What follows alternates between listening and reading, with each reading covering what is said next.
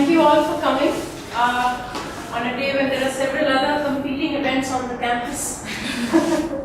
We're very happy to welcome Dr. Michiel Schwarz from the Amsterdam School of Arts, and he's just freshly off the plane, so we have him when we were presenting all the stuff. We were afraid that he was probably fatigued with 5 days of teaching, but apparently his workshop is afterwards, after this, from next week onwards. So he's a cultural innovator and curator and writer who designs connecting design and technology to social and cultural change. He's introduced new concepts and ideas on the role of technology and design in society, and holds a PhD in sociology from Imperial College, London. He's collaborated with societal organizations, professional education, policy institutions, and cultural innovators to build crossovers and bring in new perspectives. He's published widely, and he's brought his new book over here. For those of you who are interested in looking at it, we're also circulating some publicity material on the book, which looks really intriguing. And he's come to India a few times before, but the last time he came was 10 years ago. So he's looking at a lot of new designs in India now, new changes. So he's had workshops in National Institute of Design in Ahmedabad and PJ Academy of Design in Coimbatore. So we welcome you, and we're really intrigued by the title of your book and want to know all about it. And we'll keep some time for discussion afterwards. Thanks. Okay, thank you. Welcome. And also intrigued to hear from you what the School of Human Ecology is about and what human ecology is about, because I have this feeling from reading up about and talking a little bit about what's happening here in the School of Human Ecology. It's a different word for very similar things that I've been looking at for the last 5-10 years, and as you will gather from my talk, words are really important, and of course we share now English as the language. My first language isn't English either, but I spent a lot of time in England and the United States, so it's almost my home language. But whatever language, the words are important because they relate to concepts, and concepts are important when things are changing. So I'll be talking a lot about change. And the other thing that I really like is the connection here. Next week I'm with Professor Jogi Pangal, doing a workshop on social design in the new School of Design. And I think I won't talk so much about design this afternoon because that's more next week, but I think the combination of the study of human ecology, as you call it, and some kind of design perspective, and I often, when I do teaching lately, I talk about design because I put it in quotation marks, because part of the debate, there's a real debate about how the world is changing and how design can play a role, but there's an equally important discussion about what we mean by design and what we ought to mean by design. So at the moment, it was already said, it won't be much longer. I'm actually attached to the Academy of Architecture in Amsterdam and the School for Cultural Heritage, which is part of the Amsterdam School of the Arts, looking at design more specifically, about how design should change. What I'll do this afternoon, as you can probably see as a subtitle I have here, is that there's this word, this strange, hopefully after I talk for about 40-45 minutes and the way of discussion become a little bit clearer. This is, I'll talk a few times about this, but I just flag this now because this is a strange word appearing, Sustainism, and especially if English is not your first language, you may think, I actually never heard that before. What is Sustainism? I've heard of sustainability and I heard about other isms, but I never heard about Sustainism.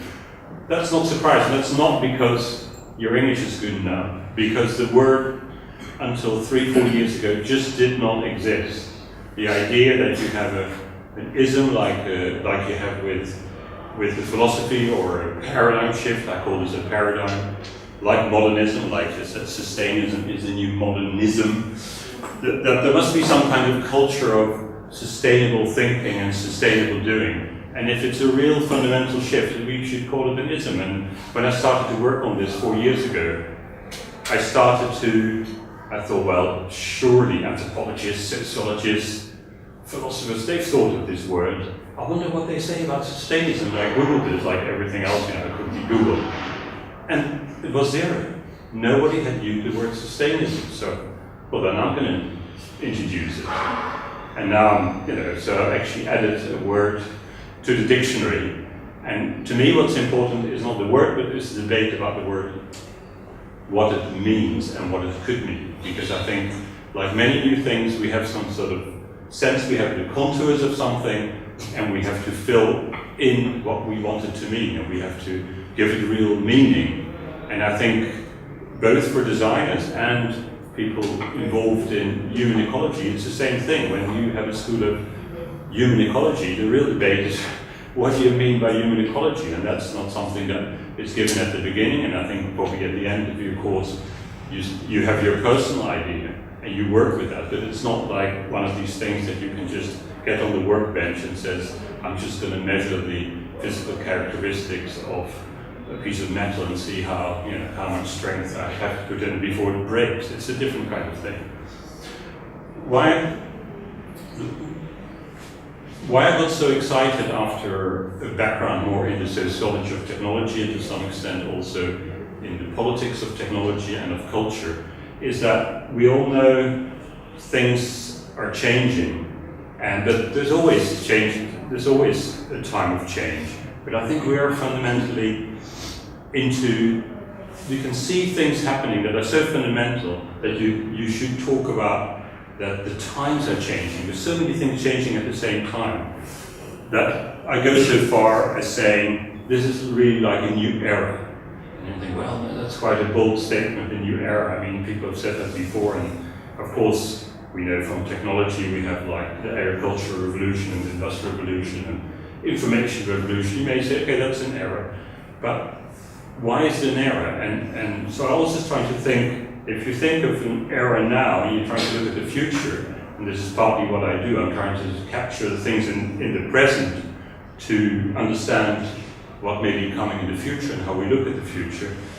It's always useful to look back in history and say, well, what's in the past has been a new era, and then, of course, a very big shift. You think, well, let's think of this image here. The first man on the moon. Well, that's a significant new era because man has reached the moon. But when I really started to think about this, of course, this is a part of a series of very famous pictures of the first man on the moon. But what was actually more significant, if you think of the new era, is not this image, but is an image that was taken by astronauts who didn't land but went around the moon 6 months before this picture was taken, because this is the first footstep. But 6 months before, this is a very well-known picture. It's the very first time that human beings could see the moon, and they could look back while they were by the moon, could look back at the Earth. They could see the Earth as a whole Earth. That is a fundamental shift for me, not much more important than reaching the moon, because it does something in people's heads in how we look at ourselves, how we look at people, how we look at the Earth, how we look at. So that, I would say, is what I call, there's a whole debate, what do you mean by culture? A cultural shift, a fundamental change in outlook that really started there. And if you look at history, if you also look at the social history, it was also, I don't know whether you study this as part of looking at the history of the environmental movement. It was actually the beginning, in the West anyway, in America it started, in California, of the environmental movement.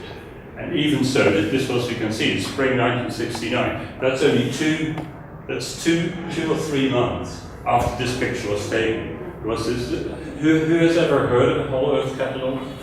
Has anybody heard this term?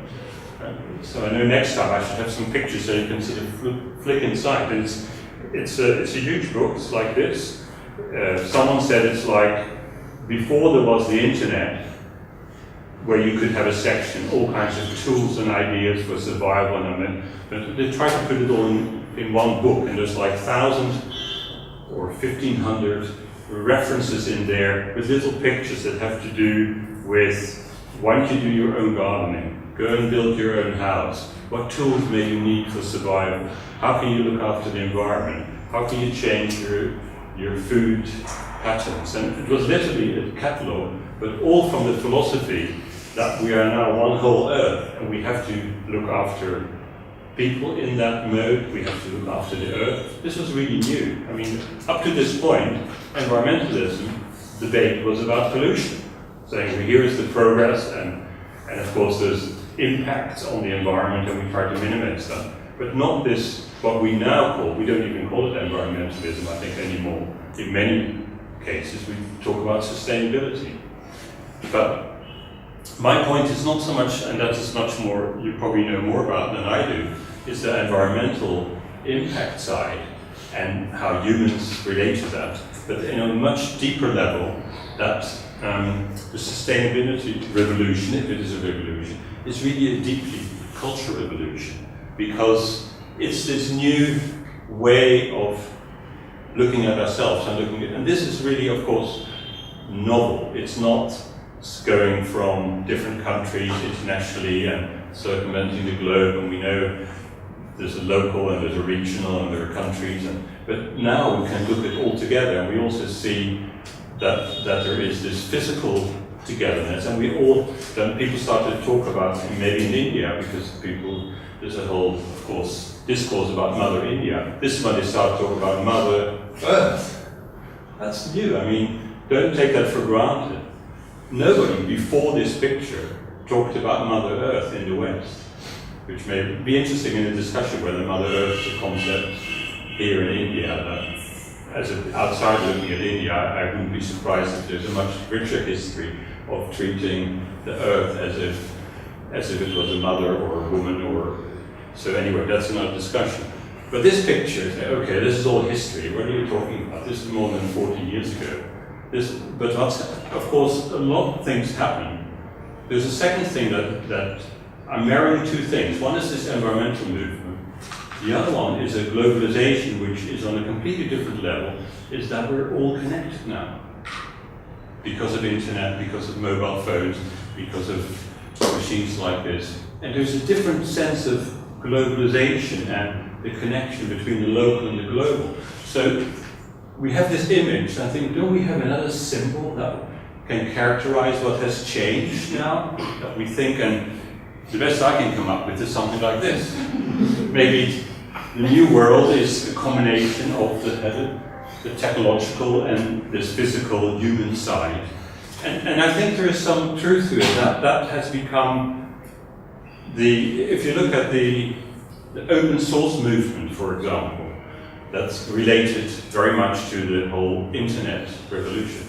It's very close to the sustainability movement. Very similar groups they're concerned about the same thing. That is also very new. That wouldn't be 20 years ago. There would be people who want to use technology in a better way, and there would be people who were doing environmental stuff. Now it's very, very close. And indeed, if I then say that the sustainability revolution is a cultural revolution, there are people who've been trying to say, let's go and measure that. Where can we see that? And one area where we can see that is the number of NGOs in the world that are involved in environmental, technological, social justice, women's movements, all these kind of movements. If you add them up, you get something like 2 million non-profit social organizations in the world that are all actively involved in quite a different way of living and organizing the world. And this quote, the largest movement the world has ever seen, is from an American guy called Walker. We start, and it exists now, to start to make a database of all the NGOs in the world doing that. So it is really a very big movement, I would say. So what this idea, I'll put them up all in three, this is really interesting. We have this whole Earth idea, which is quite a big shift on how we look at ourselves and the world. Now we have the connected world, which gives a very different perspective on who we are and where we're going, what we can do. And now, what's exciting in the last, think just of social media, not just the technology that makes the internet, but social media and community groups and grassroots movement, bottom-up initiatives worldwide. When you go to all the cities, the whole idea that development is much more bottom, especially in the West, this is very obvious, because there's like 50 or 100 years of top-down development of building cities and building communities. And now there's an enormous wave, whether I look in London or I look in my own city, Amsterdam, and I'd be interested to see how it is here, but there's really a shift. So then you think there's like a three-pronged shift going on about how we look at nature, how we deal with technology, and how we people. And then that's exactly my definition of a cultural shift. That culture is how we look at the world and the ideas we live by, and especially the ideas about dealing with nature, how we use technology. And this is where design comes in, that once we have this awareness, we have tools to design our living environments. And when I say design, it's much more than what professional designers do, and certainly professional product designers do. And design has moved on, because we now talk about environmental design, we're talking about experience design, we talk about situation design, and we talk about social design. Okay, so this new culture era, if it is, and this is what I claimed it was, it's so fundamental that we have to give it a name, and this is one of the slogans, if you want, that I brought in with Joost Elfers in the first book we did on Sustainism, that it's really important, if something is happening in the culture, to also really to give it a name. I mean, the best example I can give historically where you can see that is go back a little bit more than 100 years, when the first car came on the scene in the United States. And you know what they called the car when it was first on the road? Does anybody know what they didn't have the word car yet.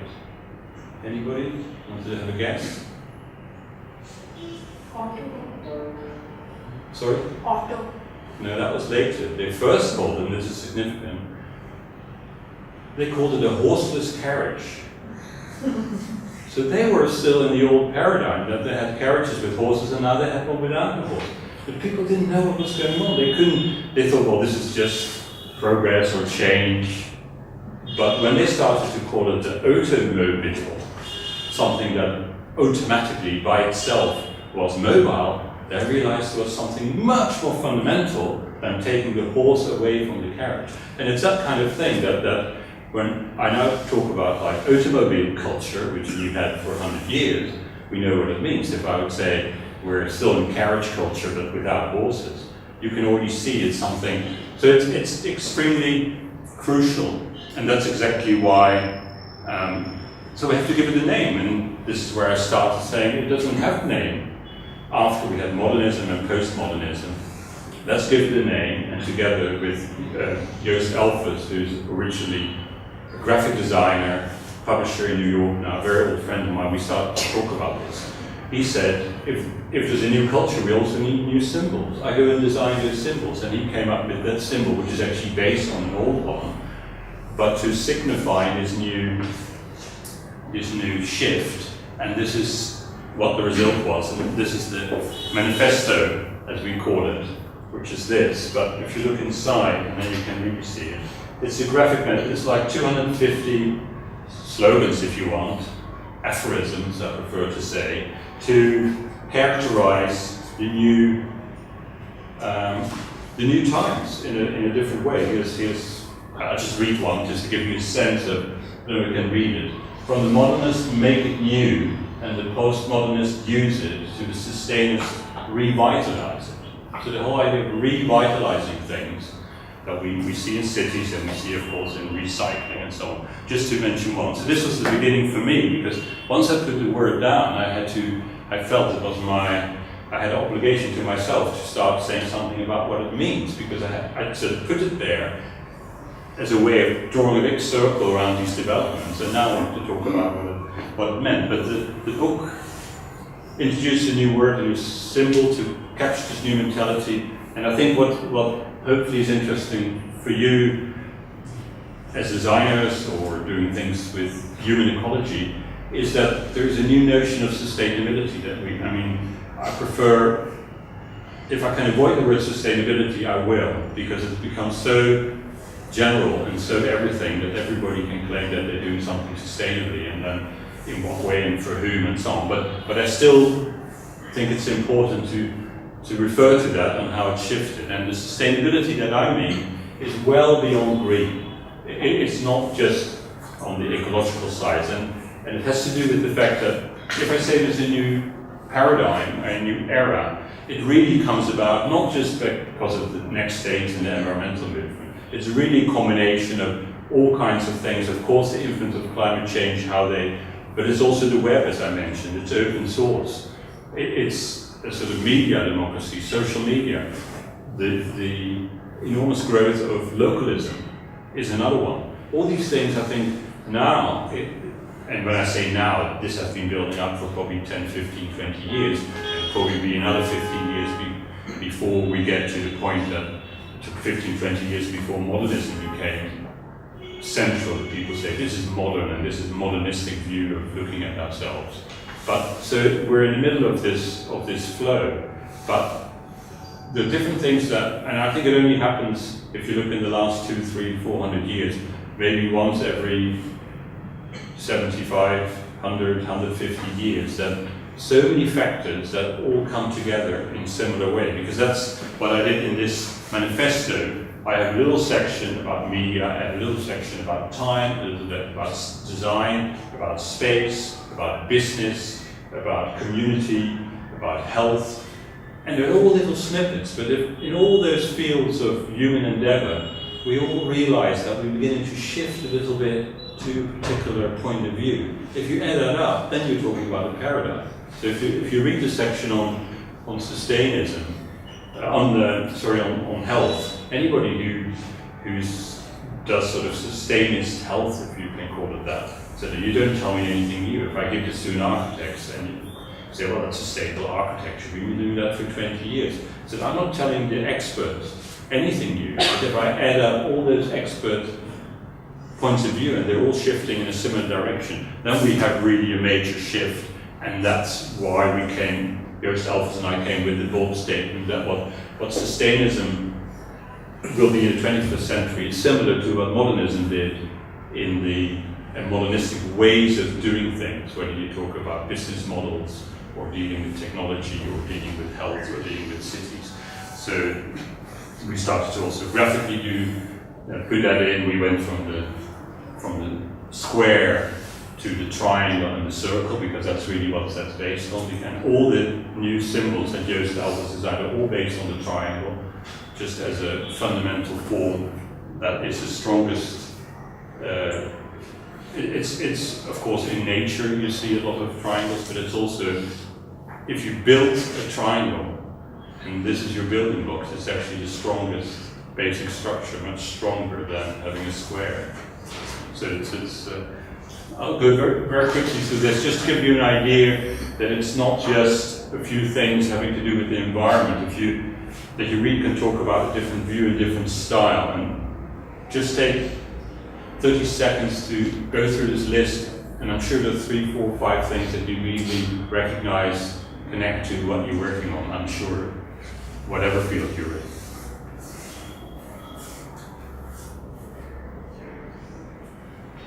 So this is why I call it a paradigm shift.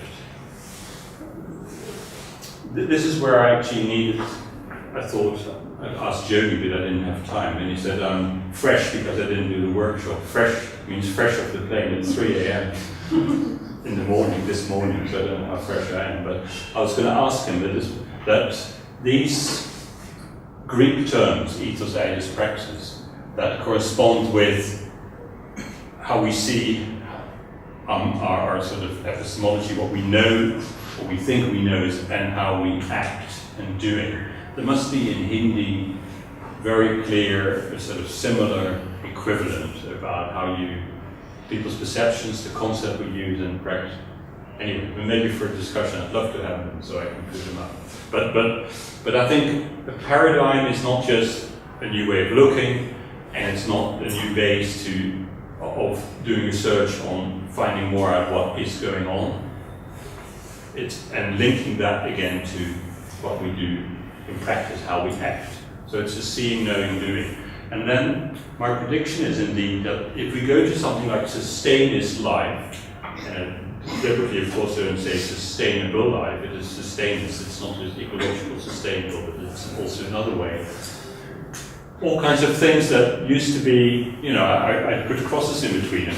Localism and globalism used to be opposite, but I think they all come together. High tech and handmade or recyclable, or high tech and ecological used to be contradictory terms. All these things begin to mix, and more we find ourselves, especially this is something that designers are looking at sort of crossovers between fields and trying to different mixes. And I think the great innovation often is it started with what's called interdisciplinary, but it's all these crossovers. And I think the School of Human Ecology and the sort of courses that are done here are even proof of that. I mean, there is no, you'd probably be hard put to call it a discipline, human ecology, but it's like it's a field, or it's a sphere, or it's a domain, because you're working all the time on this interdisciplinary crossover areas, and that's where you're going to look for that's where the problems are, and that's why you look for your solution.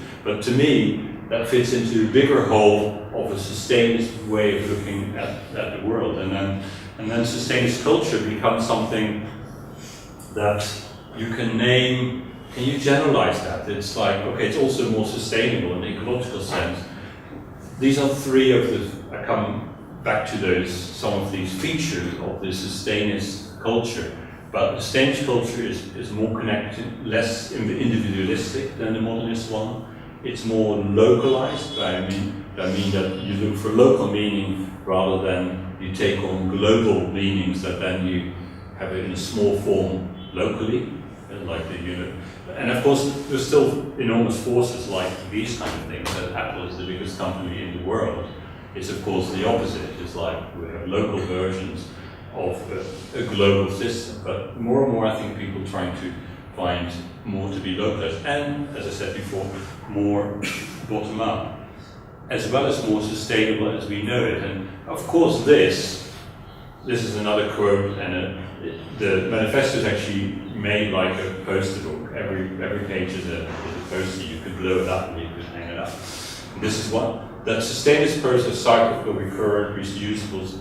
This is very close to what we know, and we even made a new sign, because we didn't like the old one, for cradle to cradle, where we reuse things. And I think that is sort of known, and we have to build on that. But that's only one thing. I don't know how many. Is this a word that's used here? Circular economy, as well. This circular economy. That you try to have business systems and technological systems and economic systems where things are reused technically and biologically. It's a new term that's come up, at least in my part of the world in the last years, to try to say we have to get some of these notions that come from nature and we have to transfer them to human action. And it's actually about flows, but what they and then they say, well, we have to make sure that our energy, our water, information, those are all flows, we have to be much more cyclical. But what they often forget, that there's this whole other side, that's why you call it human ecology, is that these are physical and natural flows, but the social flows are often forgotten, that we also have to, in many ways, make them circular and relate them to the physical thing. So when we can spend a lot of time on cradle to cradle, and this is just an image to visualize it, but we also have the social media network at the same time. And those are not independent things, these are happening at the same time. So when we think about sustainability or circularity, we have to mix, and again, that's what I find exciting about the school here. Right from the beginning, you always have the social and the physical and the nature together. You don't separate them. You can study them separately, but their meaning will always, and the designs and the solutions always derive from some kind of combination between the two. And what's interesting, when you try to characterize the times we're in and how newspapers write about it, how government write policy papers, they're still the old world. They have a minister for the environment, and they have a minister for social affairs, and they have a minister for infrastructure, which is getting more and more of a problem. Now the final 10-15 minutes I'll take to look at saying, okay, this ecological side, we know roughly what the qualities are that we're after. We want to make a system, whether it's in housing or whether it's in a city or a society, more ecologically sustainable. But there are a number of other values that I would call sustainist values that have always been there. And one of my interests, it was about 2 years ago, I was here last doing workshops on sustainable design with Jody Pangal, is that many of the, what I call sustainist values, are much stronger here because they never went away than in the West, but that's a matter of discussion. But you'll see what I mean. And we picked out I came up with four, trying to capture some of, with partly new words, what then are these key values. Of course, not forgetting the ecological, but I talk about these four. And as the sort of like four dimensions that map the new space of Sustainism. And I go through them one by one, so just to fill them in a little bit what I mean by that. The first one is the value of connectedness, where from now on it's really all about relationships, whether in any study or what designers do, and I just said government as well, because first you get sort of complex system. It comes in a way from systems theory, but we don't call it systems theory anymore, because what is not a theory anymore, it's practice. And our world is full of citizen networks, and we don't even think about it. We think that's perfectly normal. But we have to think about the fact that connecting is a quality in our lives that we have to much more focus on and sometimes design. And it could be connections between people, like in social media. It could be connecting or reconnecting with nature. It could be all kinds of, but that connection becomes key is just a very big step that seems very obvious, but especially talking to designers, say, well, do you design something from the point of view that it has to connect with something? Oh, no, I'm doing just this beautiful thing, isn't it great, you can do this or that. And then they start to think about how it may connect or disconnect from the earth, or connect or disconnect with people, a certain kind of people, or exclude certain people. So they don't think in terms of connectedness. And if we know, I mean, this is also again a play with words, community and connectivity usually associated with networks and connectivity. To be connected is something that, if you're not connected, whether it's Facebook or your mobile phone, something, you know that's such an important part of the community. And of course, in a fundamental sense, it was always like that, even in the village, but we don't mention it anymore. And now we had a whole period where people, I think, became more and more disconnected, and now we realize that community depends on this kind of connectivity. And part of that is that we talk about, the global good, that we're all connected, we have these global goals of globally and the whole earth trying to save the world. But we know they're only meaningful if they're connected to local initiatives. So in addition to connectedness, there's a second quality that I want to mention, a value, which I call localism, which is, and the key is that line I have there, that local is a quality, not a geographical marker. What I mean by that, it's not, if you value going to a local shop where you know the owner, or you're locally, whether it's in your neighborhood or in a village, you know the people who sell you something, or you know where the chickpeas come from, that go into your dal or in your flat. That local quality is not because you can name where you are, like, oh, I'm from that village, or I'm from this neighborhood. No, the local quality is that you have a relationship locally with the farmer, or with the seller, or with the manufacturer. So it's this rootedness and so on, and that is, I'd be interested to see how much that is happening in an enormous urban area like Delhi, compared to Europe and the United States. The United States, it had all gone, And if you look, the best example is what's called local farmers markets. Is that you get different places. You must know, whoever's been in the last 10 years to the United States, in every major town and city, once a week or twice a week or sometimes more, there are markets where relatively local farmers, up to maybe 150 miles, bring their goods, and it's a personal connection. The people who sell on that market are the farmers themselves or people who work with them. 10 years ago, there were around 1,000 local farmers markets in the United States. Now there are more than 8,000. It's like every year there's at least 1,000 being added. That's a lot. That's if you think there's 20 a week. So it's enormous growth, it's hunger, I would almost say, for local, and not local in a folkloristic way that you say, well, my hometown is this and I'm from Austin, Texas. No, it's not about that. It's local, it's something very different. And it could also be neighborhoods. So the whole idea of local, Joost Elvis and I designed this new symbol that we need it on products as well. We have sort of organic and we have all kinds of labels on our products, but we don't have local. And why not have local and have a little number in the supermarket saying it's less than 200 kilometers?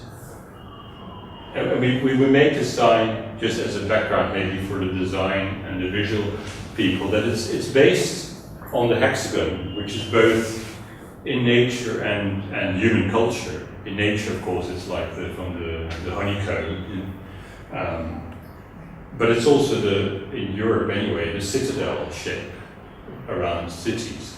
So we first had this, and there was this networked, connected world. It's open. It's not like the citadel that you can't get in. All these locals are connected, and one of our, all locals are now globally connected. So we came up with this, and related to that again, I now go to the third element. Is something that on these relationships, we also see a whole movement. It's called collaborative consumption in the United States. So that people start to share things, share cars, share goods, share spaces, exchange things. And if you think about it, that's quite a fundamental shift. It's not so much about what you own, although some part of what you own is important, but it's really what you share. So it becomes, your whole identity becomes much more embedded in ownership and sharing. And so much so that, and it's a huge movement, that the whole, can even say we are what we share. The whole idea of open exchange, collaboration, the whole open source movement, that mentality, doesn't come out of nowhere. It's not just a little trend and phenomena. It's enormous growth going on in the sharing economy, as it is called. And even open source itself, you could call a sort of cultural operating system where it's a different relationship between the individual and the group. Very fundamental if you think of human culture. Anthropologists will tell you one of the key things they study is the relationship between the individual and the group. If that will shift to a different notion like open source sharing, you're talking about something fundamental. The fourth quality that I like to emphasize is what I call proportionality. And it says there, proportionality rather than scale. We're so used to go in size, we design something or we build something or we make something, could even be for sharing, and then that's helpful, and then we scale it up and we make it bigger and bigger and bigger. But what we forget, and it could be anything, it could be a product, but it could also be a local restaurant we start, very successful, and then we open 2, we open 3. But when it becomes McDonald's or Starbucks, some of the deep qualities that were there in the first few restaurants are gone. It's grow out of proportion. So we have to learn to recognize when things also going to become too small. When it's too small, you can't do anything. You're just an individual, for example, doing something. So it's not that small is always beautiful, as Schumacher, the economist, said. But as you become bigger, you have to think, how big is big enough? And that sort of notion of proportionality, which has been absent for 200 years of industrial evolution and revolution, I would say, has to come back in. And that's something that has that scale and proportionality has both to do with this. And this is again a famous word. Anybody who knows the modern design history, the line was, less is more. And that would be a modernist phrase. And then the sustainist answer would be do more with less. And of course, people from the ecological movement recognize immediately that. But the sharing is also do more with less. But it could also apply to what I call selective slowness, that we sometimes have to slow down. And what in Europe and in the United States is called the slow food movement. I don't know whether that's known here as well. Everybody knows it's not about slow eating or slow cooking. The word slow means something very fundamental about a certain quality, a certain mentality, a certain enjoyment, maybe a taste, and enrichment. All kinds of things are in that slow. So suddenly this word slow becomes something very nice. Instead of upscaling, talk about small and big.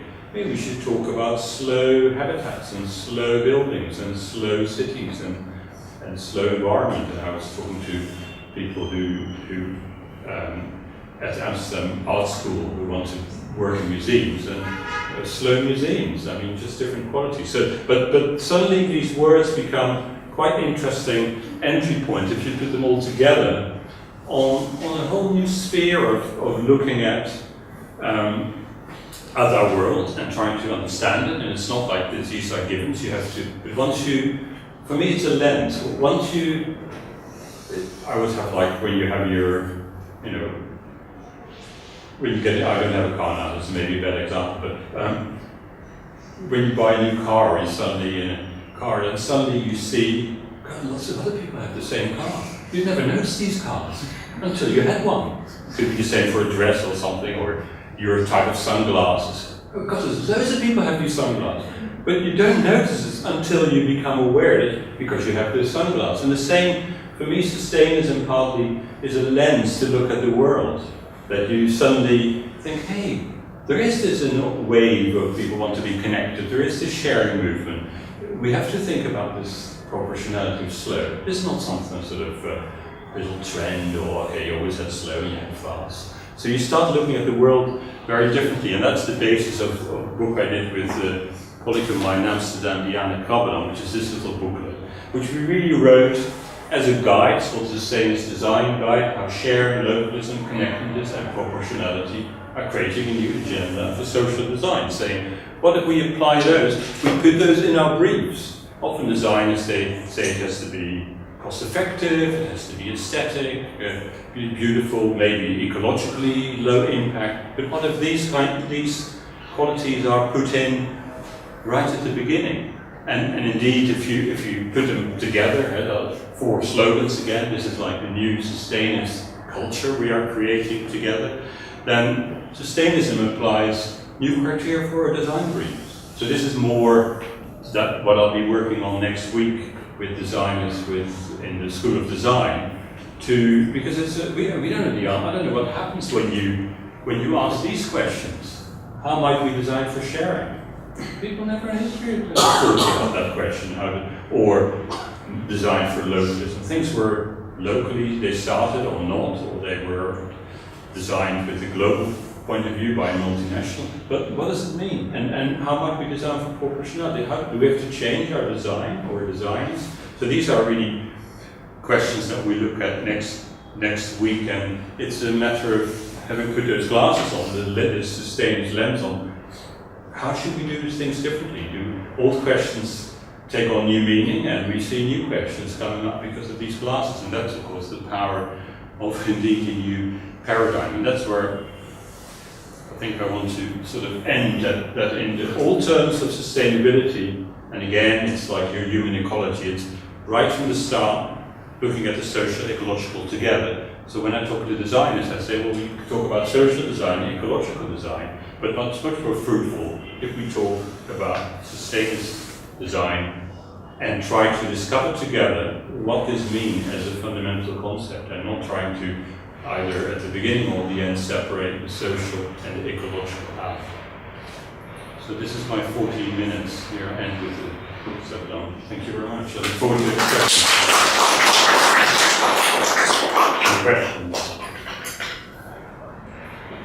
Actually, I was struck by the symbol.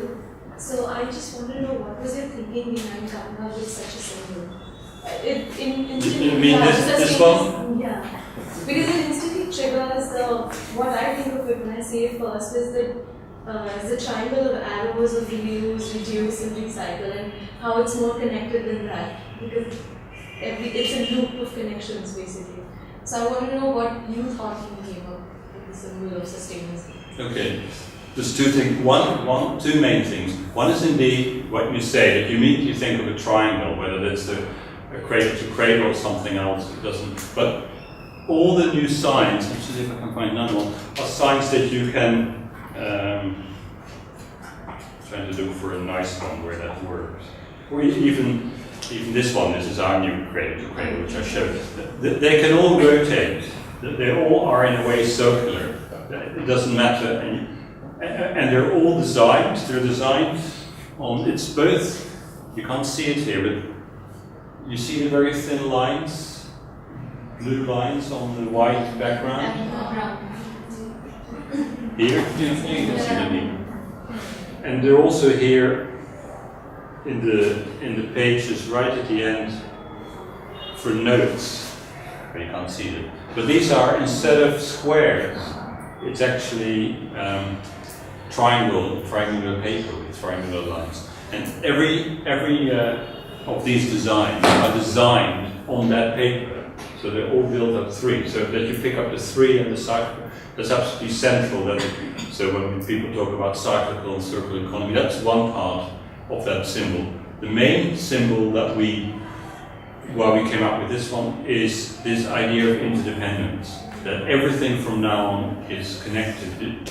Every sphere of human, technical, natural design in some form, you cannot look at it separately. Everything is connected and interdependent. And it's in fact, it's called the trefoil knot, which is in, there's I didn't know. A Celtic knot. Same thing. The same thing. Celtic? Yes. The Celtics also use this. But if you look, I started to do some research on this. I didn't know. Did you know there was something called knot theory? People who study the theory of knots and mathematicians. N-O-T, not K-N-O-T, well, knot theory. No, I have a friend of mine who I did another book with. He did a book called Rubbish Theory. That's a bit like it's very interesting, but it's called Rubbish Theory. But no, this is K-N-O-T. But in knot, when mathematicians and practitioners look at knots, and that the simplest knot you can make, of course you can make lots of knots, and then the ends of a piece of string, and you glue them together, then you have all kinds of sort of loops. But the simplest knot you can make is that one. You cannot make a simpler one. You wouldn't have a knot. You would just have a piece of string, and you can put the ends together. You have a circle. You don't have a knot. If you make one knot and put it together, you get this. So it's somewhere also sort of the most fundamental form of loops and interdependence, and that's why we liked it. And indeed, the Celts used it. I did go as far as studying why they used that and who came up with that. I'm sure there are other cultures that use it as well, because it's like you just have to play with a piece of string and you realize this is it's called the knot theory. This is the simplest complex knot. And why they say complex is that complex is something that you can actually, in mathematics, put in an equation, so you can have every point, you can give it a place. But anyway, that's the history. And we also, we're also designers, we just liked it. You also have to have some feeling with it. But that's the story about the interdependence. If we connect the cornermost point, it makes a triangle. Makes sense? Triangle. You know, but that's what I'm saying. That all the designs are made on triangular paper. So if it doesn't fit on, so everything is always a triangle on every level.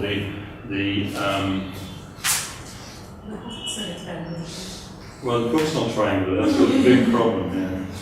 I'm trying to find now the right page. It's always the problem in your own book. Like this one. This is 6 triangles.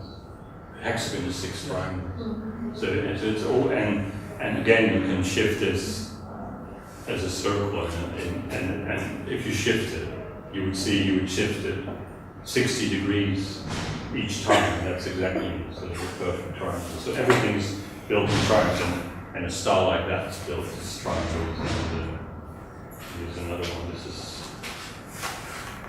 also 3 arrows, but it's all a triangle. It's, except for the book itself, which I suppose is pointy. The next edition. It's not so practical.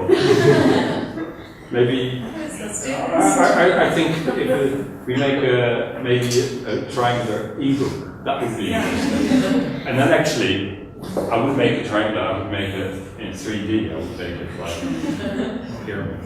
Like from each side, you have right. So you said that local is a quality. So how can we bring a sense of belonging if we eliminate the geographical marker? Because the geography gives a lot of sense of belonging. And it is, and you also saying it's a cultural shift. No, what you call the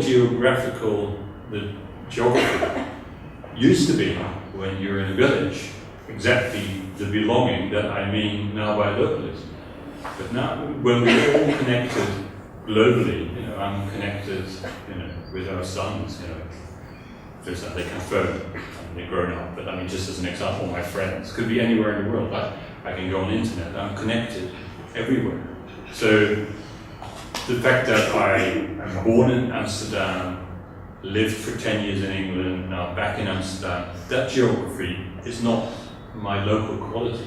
It doesn't mean that if I'm not in Amsterdam, I don't appreciate the geography, that there are certain things in Amsterdam that are only in Amsterdam, there's certain things in Delhi that I can only experience here, there's certain foods I love from India that I can only eat here, or in a certain village, or in a certain market stall that makes the best samosas in the world, whatever it is. But what I mean is not to say get rid of geography, it's just that the true quality, what you call the belonging, is not that you can point at a map and say, I'm from such a village and that's where I belong. It's not because you look at the map, you belong there because you know people there, and you know places, you're connected to maybe literally the earth. So it's not, it sounds maybe one or the other that say, get rid of geography. I'm saying no, I'm saying this new wave of localism is not going back to local geography instead of all those global things, because it drives me crazy to see startups everywhere around the world. We know that's also our world. We live in both worlds, but when we talk about local quality, we want these real human connections. And they could be, and they're also, but they're local, they're maybe call them nearby. Nearby-ness may be a better word. So it's not that we get rid of it, but it's not, we used to refer to local as if it was just a place on the map, that the geography would tell us our emotional quality, and of course it's not. It's like, maybe emotional geography would be a better word for it. So you have the physical geography and the emotional geography, but the real meaning now we're looking for when we appreciate something local is a combination of the two, and certainly not just the physical geography. But it's difficult because when we're on new terrain, which we are, things are shifting, we still have those old words, and every word is laden with this old meaning. So when I say it's not a geographical marker, then you say, hang on, a place is also still a geographic place where I physically am. I'm not sort of floating in space with these ideas. And of course you're right, but maybe we need a third word. That's not local, and first you get people, we use it one time, the word global, then we are local and global, but that doesn't tell me very much. Maybe we can find a new word for these deeply rooted sense of belonging, which is maybe not local, maybe it's something else. So I was just thinking about most isms come with their own inner contradictions. Yeah. Yeah. Do you have some thoughts on I see completely the idea that there are these various things which are talking to each other enough for them to be called an ism. It's true, but it's this book was published in the United States, in New York. Well, if you've been in America, if you hear the word ism, socialism, communism, they really think they don't want anything that's called an ism. Fundamentalism, the worst of all. So there is this danger, and of course it's true, but the reason Joost Elvis and I used it, the first reason is like, well, if you talk about modernism, you can talk about Sustainism. And so that was just to get the debate opened. And of course there's lots of isms. We also said, well, what about Buddhism? Or even more vegetarianism? It's also an ism.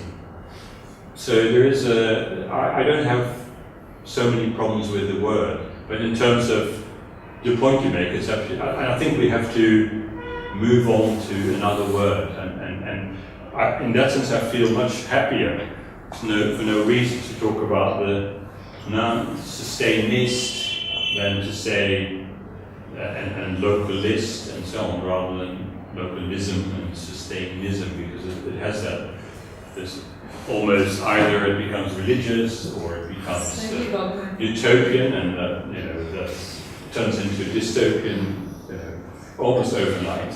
And also, I think the most fundamental critique I would say is that the new culture of Sustainism is very much something that isn't top down with one theory, or maybe therefore not even one word. It's all these knots and dots, and knots and dots. There's a knot and the dots. But anyway, the connecting the dots makes the fabric of life, and it's about those dots. And the moment you give it one word and say this is a worldwide movement, which I have written about, called Sustainism, that maybe, especially because this movement is not about top down and a single, that maybe we may have to drop the whole thing. But I don't know. But I agree with you. It's a big, it's an issue with these words. Any word has its problems. It's like creating a new religion. Well, some people don't like it because it has this feel, or they think that I get route up that I'm the inventor of Sustainism, or I'm the leader of the Sustainism religion. Or, I mean, they don't say religion, but it's almost written like that. And I think that's a valid point, and I think maybe we should, maybe in a year or two, I'll say, well, I don't want to actually talk about Sustainism anymore, but I do want to talk about sustainist housing and sustainist cities and sustainist food and sustainist education. So maybe just a stepping stone. I would like you to maybe situate your work and interests perhaps in terms of two other bodies of work. One, there's the increasing ideas and politics and works around commons. Right? That could be sort of environmental commons, but also digital and so on. And maybe another word you can think about is communism. Sort of you can play on communism in a sense. But that's one. And secondly, then you have the regulation school, David Harvey and others, who sort of thought of postmodernism also as related to changes in production and towards flexible accumulation and so on. So and then he has of course written now on these works around accumulation by dispossession and so on. So and attack on commons. So do you see this as a response to, or how do you place yourself within that? The commons is very central, and I think that also has my interest. I haven't done much work, but I think that is a fundamental question that we have to. I saw it very much now talking to architects when they talk about public space. They think anything that's not private space is public space, and they're missing the third part. Talking about triangles, the third part, which is a commonly shared or commonly owned or commonly looked after or common responsibility space, which is the commons, the old commons, and we have to revisit that notion and give it new contemporary meaning. And I think that would be enormous innovation. And I think in economics and sociology, of course, it's been a bit vindicated. I don't know, it was like 5 years ago when Eleanor Ostrom got the Nobel Prize for economics, because she there's this famous, of course, text called The Tragedy of the Commons, and she spent all her life showing that the commons isn't a tragedy at all. It could be a real victory, but it has its own logic and its own structures. So she's sort of been vindicated. So I'm all with you there. On David Harvey's work is something that I haven't really looked at in relation to Sustainism at all. Many years ago when I did some other work, and if I broaden it a little bit, I think the political economy and the politics of Sustainism that I haven't really looked at, because I think it sounds very idealistic. We're all going to the more beautiful world as long as we share and talk to each other, and hundreds of millions of people are doing that. But there are these power structures, politically and economically, that they won't go away, and they try to co-opt and they try to shift enough in this direction so they won't be opposed. So I think there's a big field. So I haven't really, and it's I think it's a challenge for the thinking about something like Sustainism. I don't know how much it is a challenge to, if it's a social cultural movement, to the movement. Because my sense is that it could well be that in 30 years, let's say 60% of the world has a sustainist lifestyle and 40% not. Which may not be good. It's a bit like saying in an economy that 60% of the people that are middle class or higher have nothing to worry about, and there's 40% that then never get beyond the system. That may translate. So it may be that they can coexist, which is maybe not ideal. But I mean, it's a great question. But it's just, I think the political economy of Sustainism could be a whole school of that. By the way, also, in just another observation here, particularly being in Delhi in the last few years, there is quite an anti-local sort of ideology in a sense. Everything has to be geared towards being world class. We need to make it a global city, and then if a product, like you're saying, says local, immediately you're going to it's going to turn you off in a sense. You need something. There's this aspirational element of globality. And would it work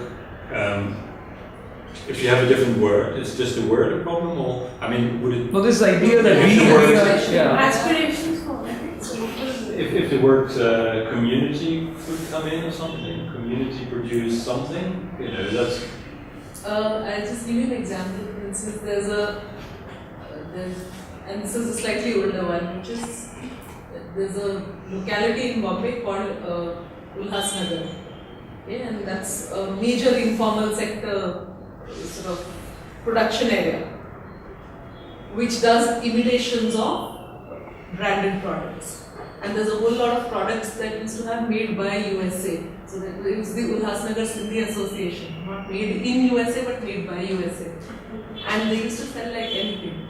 So there's this aspirational element of, you've got to have it because it's global, because it's world class, because it's branded, because it's, so I think the point that's Starbucks is that, exactly, Starbucks is a big thing that now we have Starbucks. A whole lot of expat Indians who come back are now sort of coming back and saying, all right, now Delhi, you can go out into these malls and you don't even know that you're in Delhi. And it's said with a lot of pride. So maybe it's also that you need to actually get to a point where the global and the aspirational and the capitalist, for lack of any other word, lifestyle starts to get to you, and then you start going communist or whateverist. Yeah? And so in that sense, it's an idea probably for which the time needs to come, and the time would come at different points. Within India, there would be a whole lot of people for whom the time has not come, and a whole lot of people for whom the time has come because you got sick of a certain. It's just given this inequality. It's also in a different phase, and I think a lot of space, time, who it will resonate with will vary. There aren't many people who will buy fair trade or ethnic or whatever. How long will it take? Or pay the premium for it. Will happen. Maybe the thing is, in Delhi as well, that people look for fair trade rather than made. But it's actually the inequality that makes it possible. Inequality? Yes. because you've reached that level of consumption where this becomes the new sort of I think that's true. But it's very interesting how this thing. And what about? I mean, there's a different discussion. The new politics of Delhi state. When I think is that the movement that would they love Sustainism or hate it, or would they not be? I mean, not the word, but I mean these kind of things. We're saying, great, we're going to be more regional. We're going to be more autonomous. We're going to be more Local. We're going to be more the local, meaning also the common man and woman, and Highly decentralized. decentralized. At the same time, they've also, in certain instances, taken local to mean very, very parochial. Yeah, I think that's the big distinction. Local, but not. I say in English, local but not provincial. Local but not parochial, and that is a big thing. But it's already, I find interesting the discussion that when I say you put different glasses on, you get these questions slightly different being phrased on what's going on. For example, like here in the state, what is this? Is this like a small scale of, does the scale just become too big, or is there something really fundamental changing in how people look at power or their community or their local? I have a question. You call it a cultural revolution, that you see things happening and things are changing and so on. But at the same time, there are these big monopolies that are not allowing. For instance, we have this whole debate on Walmart, whether or other such retail giants that should come in and phase out our corner vendors and our grocery shops and so on. And it does seem to me that there's been a losing battle against these big monopolies. So David Harvey's right? So, neo-Marxist. Not entirely. Do you know of any examples where this kind of monopoly has been broken by increasingly local sort of business? And I mean, I know that farmers' markets are still not able to compete against those big grocery store chains. That's true, but I don't have any sort of big examples, but I think it is a growing movement. I think it's also, at least I see that in Europe, that among urban planners, for example, they're very aware, much more than they were 5 or 10 years ago, that there is a real price to be paid if you let your big supermarket take over and those kind of shops, and it's not immediately that they're willing and able to sort of to resist it and always say no, but I do sense a sort of movement there, and it's also at the moment, and that's not so much the supermarkets, but more city planning because of the economic slump. A lot of, whether it's private money or local government money, there's less money for development, so people start to develop things themselves, just from the bottom up, and whether it's crowdsourcing or just a group of people who come together, and so there's a lot of things happening there. But I think the big battles are not, when they're there, they're lost by the big guys, and of course in the big, if you think of Monsanto and everything having to do with agriculture, of course it's a sad story. I mean, it's like, there's a lot of struggles to be won still, and it's far from sustainable. So, but I think it's, when I say the shift in culture, I think it's important to sense that there's something happening on that level of culture, in the sense of the values we live by, our perceptions, the way we go about things, and in that sort of bit more loose way, and our lifestyles. And I think the moment you name something, then and also that I go to different places in the world and I get invited to different conferences or universities and different kinds of departments, and it all resonates in many places, and that can be really empowering. And just to see, because you call it culture, then you can talk about it in a way that it's a culture, it's not a national culture, and you can see the shift happening in education or in business models or in city planning, whatever. And I think the common word of that we're all in, there really are literally hundreds of millions of people in the world who are trying hard to resist the war months and the mentality that comes with it. And just to say that, look, you're not on your own, is already, I think, an important thing. So I have this question. We think that nowadays, because of our readings and many of the global institutions are promoting this economic model called as a sustainable development. So I also come to listen to your lecture just to see whether there is a connectivity between sustainable development and Sustainism that you are promoting. So is this Sustainism and sustainable development a like-minded idea or a like-value idea, or one is negating the others? That's the one. The second question is, when you project this idea, you visit so many places, and you also pick up some of the Sustainist idea in the places that you have visited. So what was the methods that you collect information? Suppose that you are in India for some time, and you will be surely looking into some of the Sustainist ideas in our country, for example. So what is the methods? How do you communicate, and how do you take this information? Well, to start with the last the last question. I mean, this is really early days. I mean, if we're beginning to move into a new context, and we have some vague concepts, yes, we have to move to tools and methods and how we can do that.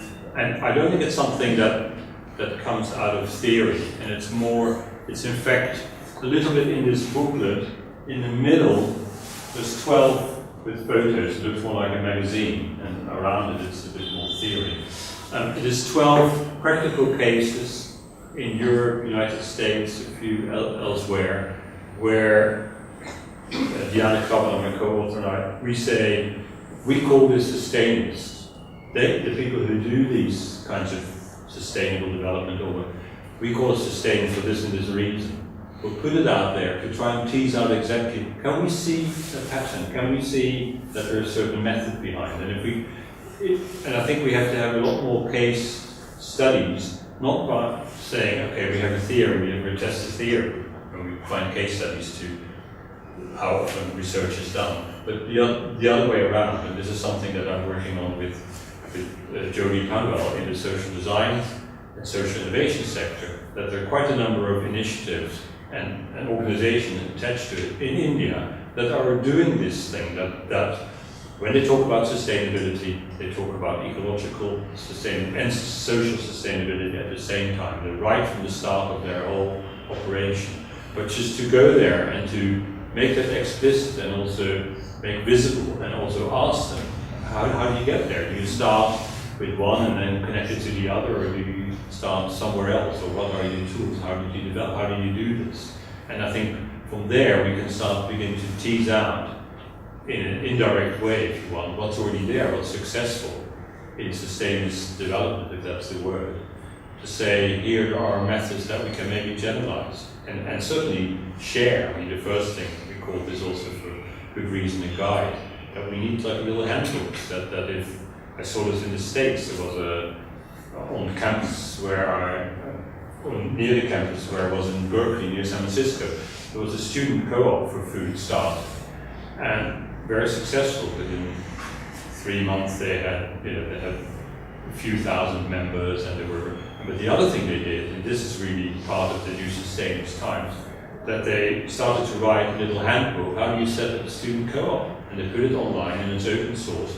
And within a year, there were 8 other campuses where students started co-ops with this little handbook there. And this is like the new times, and it's not theoretical, and it's just saying, look, we're doing it, and this is how we did it, and then other people learn from it. That's of course what we do when we quickly Google something, and we say, I wonder how you fix this print. Oh my God! So we do need tools and methods. I posed the question, and I think it's absolutely the next step to do. And on your first one, I answered this bit. Yeah, the sustainable development, of course, is like, what do you mean by development? What do you mean by sustainability? It's a really, really huge question. But traditionally, our sustainable development got onto the agenda is a modernist idea, if not capitalist, but a modernist idea of development in most cases, and an idea of sustainability, which is sustainable in a tries to be, or sometimes pretends, but tries to be sustainable in an ecological sense, the ecological footprint, if you want, but the social condition and the human footprint are never part of sustainability. That's why, as an intermediate step, I talk about social sustainability, and I talk about social design, which is ridiculous, because if design wouldn't be social, it wouldn't even exist. But the fact that you have to say we're going to do social design means that most design has become too much based on physical, technical things, having the social element at the end of the process. So sustainable development could be perfectly fine with sustainist, depending on what do you mean by sustainability and what do you mean by development. And I think if you again, I start with that. Words are really important to put news on the table. When development becomes capacity building or community building, it means already something completely different. And if instead of sustainable, we would have something else, sort of human ecological capacity building, you think of many different things that wouldn't be under the United Nations Sustainable Development Program. So I think we have to be wary of these big words, with my own included. Now, I was going to say about the walnut, that with Roll Conference, with the transition movement, we changed Tesco's. I mean, Walmart's much bigger, but Tesco's in a big town, but he got people aware that we were actually taking all the profit from the store was not going to the town, it was going elsewhere. And people started to change, and they built up their own sort of supermarket there together. So, and then also the local shops. And local currency as well. Yeah. Because that becomes a big thing. You may have, of course, you need to have the local shops still there. Once they're gone, they're gone. But if they're still there, you have local currency that's in the local shops. And that becomes a sort of interesting local economy. And Walmart, would take them. There would be protests saying, you have no right to take those, because, I mean, you can take them, but you have to put them back into the local economy. And Walmart would not take them, because, of course, 98% of what comes into the town from Walmart Most of the leaves. profit goes out. Yeah. So it's a big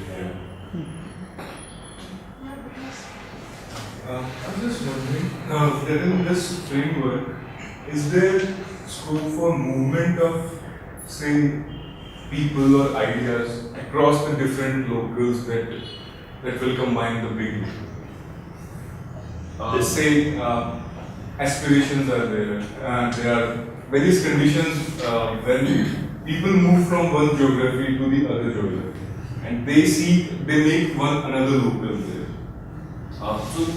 But there is a time lag also between it when you are into a new, whether you are adopting a new idea or you are in a new geography, you are in a new job or different type of setting.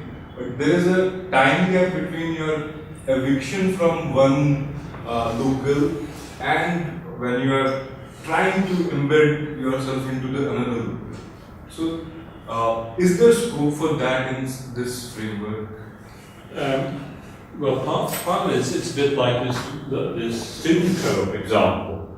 A student who sets up this co-op, and they may move and they go to another local, and they say, well, I know it's different, I can't copy it, but I bring a lot in that I've always got experience about building local things. So it connects, and it's also trying to look at the picture, because it's like, when you talk about local, the world becomes more like this. That even when we talk about a region, or even talk about the world, that it can be much more fruitful to say this is the connection between all kinds of locals that of course, strictly speaking, are already globally connected because of technologies, maybe not the people directly, but it's this sort of view. So it's not.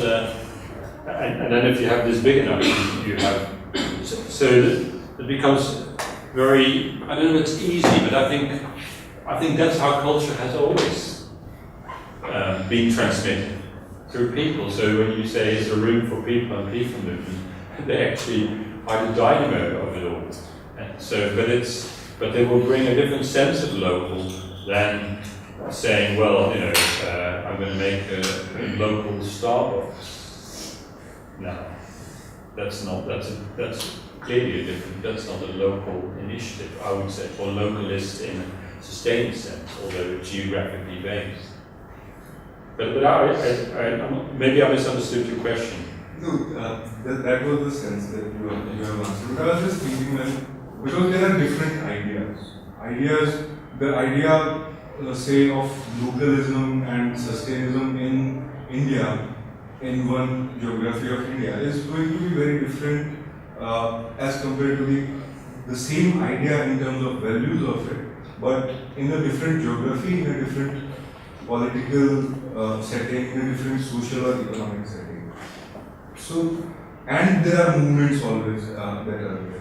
In that sense, how people will say, evaluate that this localism is good, or are we going to say that whatever connectedness that is there, it should remain there with its backdrops, with its limitations that are there? And in, say, if we say that there is one sustainism in one geography, it is sharing is there, localism is there, connectedness is there, proportionality is there. All the values are there. But then the whole a different type of thought structure which may contribute to a better localism in a different geography. So I'm just thinking how that will be possible if different. But isn't it more? I think the form in which it will manifest itself will be different. But it's what would be a good way when people talk about a sense of place, then in different places people beginning to mean very similar things about the sense of place in a sort of deep sense. When they then go to their local geography, that will manifest itself in forms that may not look at all the same and partly feel not the same, but it comes from the same idea that I want to have some sense of place, or want some connection with the earth or with my food or those kind of things. So it's also a matter of separating those two levels a little bit, that you don't have to export it. The sense of place is not like a guide or something, or do this or whatever. It's more on a deeper level. It's like when I talk to designers and architects, something that came up with Jody Pango, and he's trying to explain the same kind of thing, and they kept saying, yeah, but I'm building this house and so on, and of course it's going to look different. And he said, no, it's going from house to home. That's what we're talking about. And it doesn't mean that all the homes look the same in the world, but that starting point will give you even a different aesthetic in different ways. So and then you still need to build houses, and architects have to do that. So that's what I mean by levels. You have to talk about how do you design a house and how do you design a home. How do you structure a place, a city, a street, and how do you design a sense of place? So when I'm talking about this cultural undercurrent, it's that there's a certain movement that people are looking for a sense of place, looking for connection to earth again, connection to food. I'm thinking slow food.